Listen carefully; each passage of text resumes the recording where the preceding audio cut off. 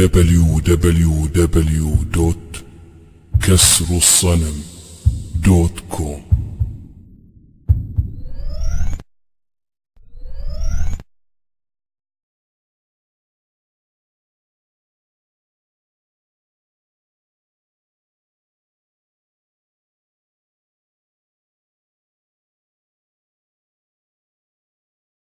فنحن نقول له سيدنا الأنبياء ينتظروك وينتظرونك يا مولاي، والأوصياء، وحتى رب العالمين الذي جعل لك وقتا هو يقول في سورة يونس: ليس الكلام لصالح، اقرأوا سورة يونس وانظروا، الكلام لله وأنا معكم من المنتظرين. انتظروا، الله يقول وأنا معكم من المنتظرين.